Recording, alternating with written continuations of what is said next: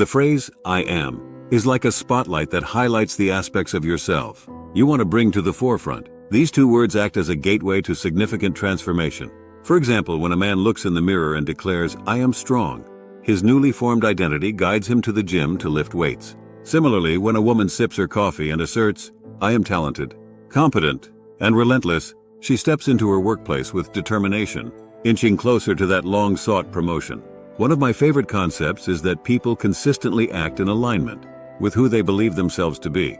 But remember, this power is a tool, and like any tool, it can be used for both good and bad. It can build or destroy, depending on how the person wielding it chooses to use it. The words I am, those profound, life-changing words, can also become a prison, trapping you in the present and keeping things just as they are. You know what I mean.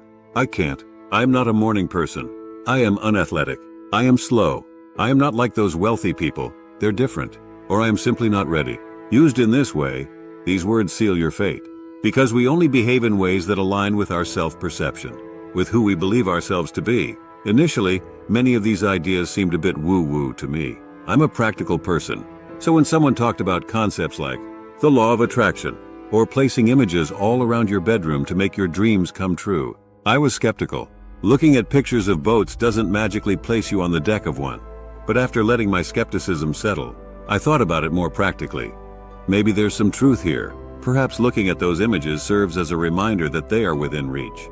That the boat, the mansion, the love of your life, or that dream body isn't a far off fantasy reserved for someone else. No, it's attainable. It's for you. And maybe I can have that too. Over time, this shift in perspective changes your standards and expectations. And as a result, you start to act in ways that align with those new standards, bringing them to life. We all understand deep down that people rarely achieve things they don't believe are possible. That's why so much of what we lack in our lives can be addressed by simply changing our mindset. You don't venture outside if you don't believe there's anything worthwhile out there. This brings me back to those precious words. I am. They're precious because they are a permission slip from you to yourself, granting you the authority to become the person you most want to be and to create the change you most need to see. In my time around the personal development space, I've noticed a back and forth about the idea of fake it until you make it.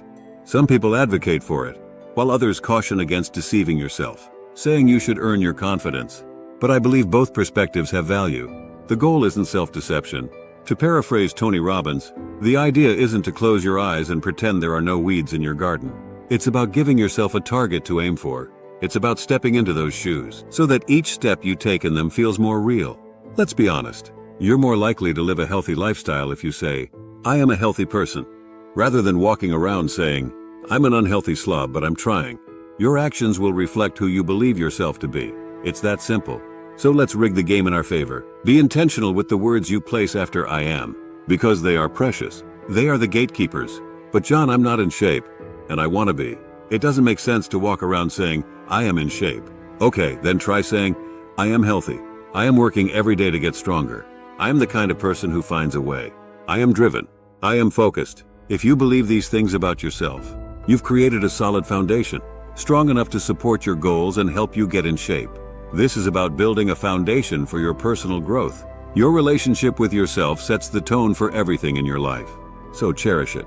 Respect it. Recognize the power in the words you speak about yourself. I am on the journey of a lifetime. I am happy. I am healthy. I am talented. I am kind. I am grateful. How about you? When we're backed into a corner, we're forced to grow. When time is running out, we must uncover the answers hidden within. It's in the darkness that we find light, and while lost, we discover ourselves. The paradox of life is that from our pain emerges our evolution and our greatness.